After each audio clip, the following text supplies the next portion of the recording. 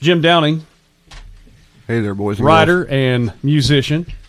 You bring a copy of the Tulsa Press from 1991, and there is a hot young cat on the front of that. That good looking baby. Wow. Before his hair went white. Yeah. Yeah, I was proud to be a good friend of John many years, and I spent a lot of time on the mic with him. I came up and horned in on his show many times at his request, and did this interview with him back in '91. And it's a long one too. It's one of the longest articles I ever ran in this thing. It's gatefold here, and 2 more pages after that. Wow. But I want to read something in his own words. John was not just a disc jockey and a guy that everybody who knew him loved him. But the guy could paint a picture with words just off the top of his head. He was a spontaneous poet.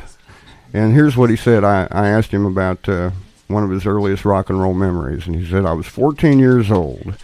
It was a wintry Friday after a football game.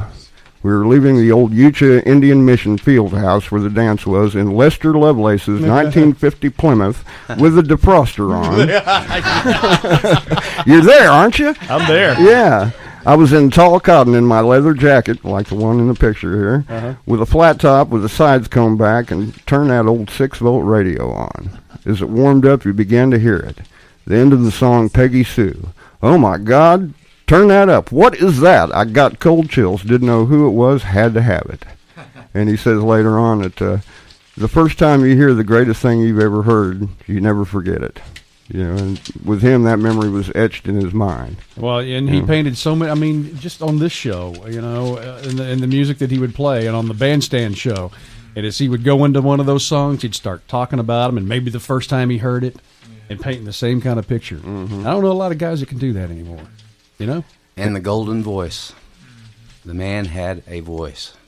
Man. I've got a tape from one of the Saturday bandstand shows, and he had that morning he had Gaylord Sartain, Bill Davis, Jim Milloway, and David Teagarden. And it was like a runaway kindergarten. Oh, it had to be. It was utter chaos. It had to be. I was holding my sides laughing at the radio at home in my kitchen. Well, you know what John always said? He's the world's oldest teenager.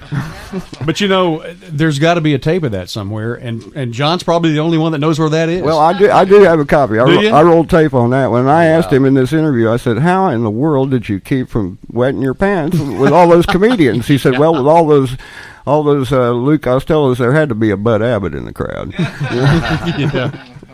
Wow. Great story. So you knew John quite a long time. About 20 years, the last 20 years, and God, I'm going to miss that man.